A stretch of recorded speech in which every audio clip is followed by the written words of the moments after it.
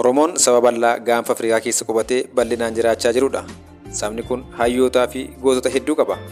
Hayyootaa fi beektota Oromoo keessaa Dr. Hayilee Fidaan isa hangafadha. Anis hayyoota Oromoo keessaa seenaa Dr. Hayilee Fidaa haala itti aanuun qindeessuun isin biraan kan ga'u ta'a. Isinis akka dhaggeeffattan asumaan isin affeera.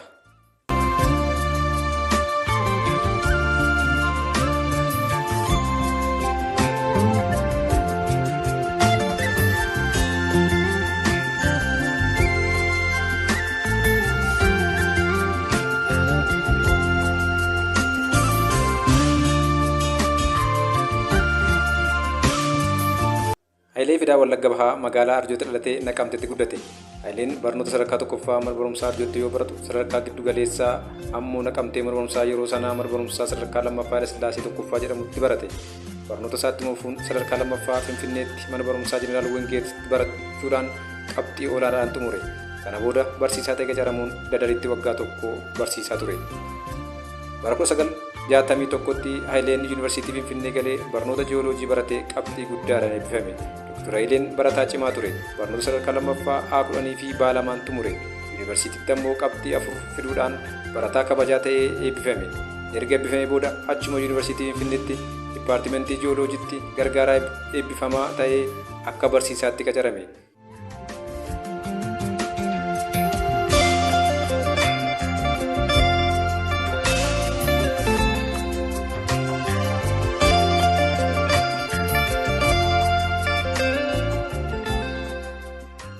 Yuunivarsiitii Finfinnee keessatti erga waggaa tokko barsiisee booda barumsa digirii lammaffaa itti fufuuf gara Firaansitti deeme. Dr. Hayileen Firaansitti jalqaba barumsa ji'oofiziksii itti aansee waggaa lamaaf ammoo sooshooloojii baratee eebbifame. Hayileen sochii tokkummaa barattoota Itoophiyaa kan Yuurooppii keessatti godhamuun kan ka'e fi mootummaa Haile Sillaasee waan balaaleffatuuf paaspoortii fi iskoolaarshiippii jalaa haqame. Sababa kanaaf biyyatti deebi'uu waan hin dandeenyeef waggaa lamaaf mana barumsaa Firaans tokkotti qacaramee barsiisaa ture. Itti aansee paaspoortii dhoksaadhaan imbaasii Itoophiyaa kan Jarman kenneefin gara Jarmanii deemee Yuunivarsiitii Hambaargitti waggaa lamaaf barsiise. Amajjii bara 1975 erga warraaqsi dho'ee booda gara Itoophiyaattis deebi'e.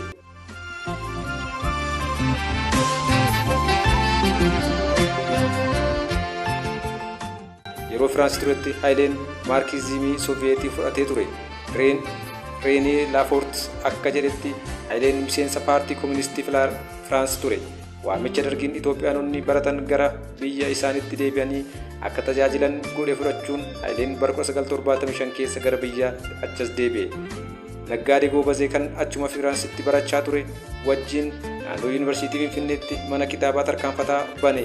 Kunis kitaabota maarkizimii Leenizimii lammii biyyattiif dhiyeessuuf ture. Manni kitaabaa dulloomaa fi dadhabaa ture kun barattootaan guutamee kitaabonni haaraan dhufan battalumatti gurguramanii dhumuu ture.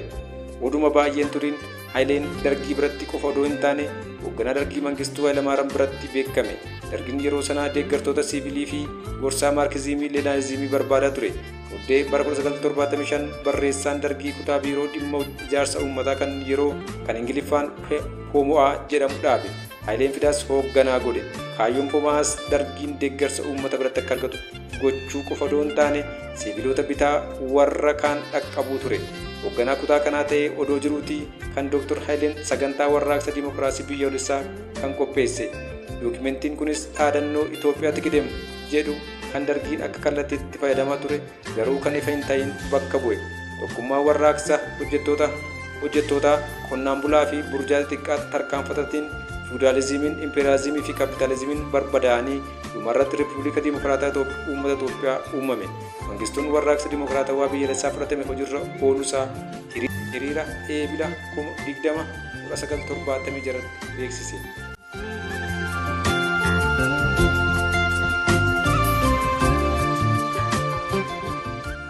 Haa ta'u malee Poomo'aan mormitoota siivilii wajjin wal quunnamtii uumuu dadhabe. Namoota duula irratti hirmaatan kan hojii baadiyyaatti irratti ramadaman dhiisanii gara magaalaatti deddeebi'an wajjin mormitoonni dhaaba warraaqsa uummata Itoophiyaa deeggaran kunis lakkoofsa miseensotaa fi dhiibbaa inni uumuu dabale. Mi'eessoon dargii yoo deeggaru EPRP'n dargii sochii uummataa humna waraanaatiin akka ukkaamsee dubbachuun balaaleffate. Karaan sooshaalistii inni qajeeltoon mootummaa uummataa kun dhugaa hundeessuuf qabsaa'uu itti fufuu malee dargii isa nama hacuucu akka hin fudhanne ifoomsan.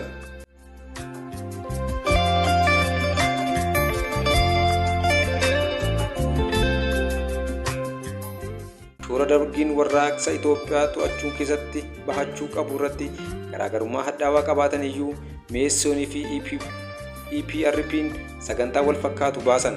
Akka Otowaattis kan mormii kana ijaan arge jedhutti Itoophiyaanonni hedduun warumti baratan illee hubachuu hin dandeenye. Otowis akka jedhanitti beektonni Itoophiyaa hunduu maarkizimii keessaa of galchuuf dirqaman. Barreessitoonni kun Piroofeesaroota yuunivarsiitii kan mormii siyaasaa kanaan baay'ee jaanjaaniif hubachuuf jecha kitaabota durii hedduu dubbisan arganiiru. Barattoonni yuunivarsiitii waggaa 3ffaaf 4ffaa barruu Addis Zaman irra jiranii fi paamfileetii dhoksaan maxxanfaman hiikan kennan garuu mormiin dhaabota siyaasaa adda addaa gidduu jiru maal akka ta'e hubachuu akka hin dandeenye dubbatu. Hooggantoonni hojii hiika eejensii oduu Itoophiyaa keessatti hojjetan hiika dhaamsota mootummaa kan teewooriin guutaman kan biiroo siyaasaa irraa dhufan akka hin hubanne dubbatu. Haala kana keessatti Hayilee Fidaa walitti hidhata dargii wajjin qabu cimse. Hagayya 1975 Haile Sillaaseen Haabtee kan koree dhimma siyaasaa dargii ture wajjin rakkoo Eertiraa keessa jiru irratti biyyoota Arabaa 6 wajjin mari'achuuf bobba'e.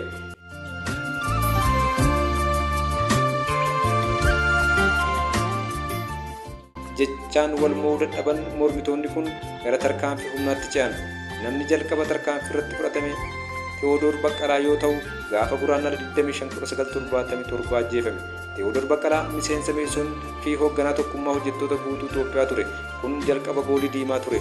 Yeroo kanas namoonni 100tti lakkaa'aman yoo du'an mo'amuu EPRP'n xumurame. Namoonni goolii kana jalaa ba'an Finfinneedhaa gara Tulluu Asiimbaatti baqatan.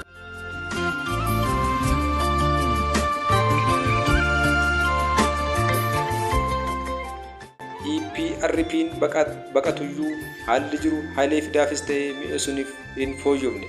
Adoolessa 10/1976 fonqolchi Mangistuu aangoo irraa buusuuf godhame fashalee Sisaay Haabtee guyyaa 3 booda gargaartota isaa 17 wajjin ajjeefame. Kana booda dhuma 1976 keessa mormiin Mangistuu fi Meessoon gidduutti uumame. Kana booda Mangistuun miseensota Meessoon kan mootummaa keessa jiran aangoo irraa kaasuu jalqabe. Filannoo ministeerota bitootessa 11/1977 godhame irratti Meessoon aangoo tokkoyyuu odoon argatiin waan hafeef haalli jiru ittuu hammaate. Waxabajjii 14 hooggansi Hoomo'aa Meessoon irraa fuudhame. Hayilee Fidaa fi miseensonni Meessoon tarkaanfiin itti aanu hamaa akka ta'u waan baraniif dafanii tarkaanfii fudhatan. Hagayya 19 hooggantoonni Meessoon 19 fi kaadiroonni 500 ta'an ifatti socho'uu dhiisanii lafa jala socho'uu irratti geeddaran. Finfinneedhaa baqatanii gara baadiyyaatti galan. Mangistuun haasaa guyyaa 5 booda godhe irratti Meessoon balaaleffate. Hagayya 26 Hayilee Fidaa fi hooggantoonni Meessoon kan naannoo Finfinneetti qabamanii gibbii durii kan biiroon dargii keessa jiru keessatti hidhaman. Hooggantoota Meessoon baay'een dhukaasa humnoota dargii fi isaan gidduutti godhameen du'an.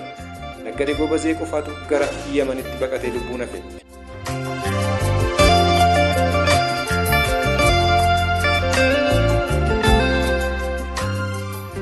Hayilee Fidaa mana hidhaa keessatti yeroo dheeraaf hanga dhumaatti ajjeefamutti haala hamaa keessa jiraachaa ture. Haalli ajjechaa isaa ifa miti. Garuu Andaargaachoo Xurunesh Hayileen erga hidhamee waggaa 2 booda bara 1979tti ajjeefame jedhe.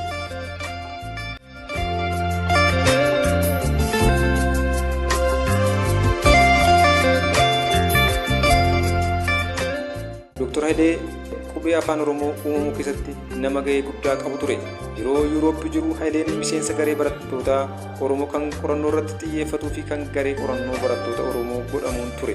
Garee qorannoon kun barattoota Oromoo biyyoota akka Firaans, Jarman, Siwiidin, tokkummaa Sooviyeet, Hangaarii fi Yugoslaaviyaa keessa jiraatan haammata. Gareen kun afaan Oromoo afaan barreeffamaa akka ta'u qorannoo bal'aa godhe. Haaluma kanaan gareen kun bara 1972 barruu qorannoo isaa kan Language Itoophiyaa Latin Orgies for Writing afaan Oromoo Taatek 1972 maxxanse. Barruun kunis afaan Oromoo qubee Laatiniin barreessuun filatamaa akka ta'e seera ittiin afaan Oromoo Laatiniidhaan barreeffamu bu'uura kan kaa'ee ture. Qorannoo kana irratti Dr. Hayilee Fidaan gumaacha guddaa qabu. Dr. Hayileen ittuma fuudhaan qubee afaan Oromoo haaraa kanatti fayyadamuun kitaabota 2 walitti aansanii maxxansan. Kitaabonni jalqabaa Hirmaataa dubbii afaan Oromoo kan jedhamu yoo ta'u, qorannoon caasluga afaan Oromooti. lammataa immoo bara birraan baree jedhama.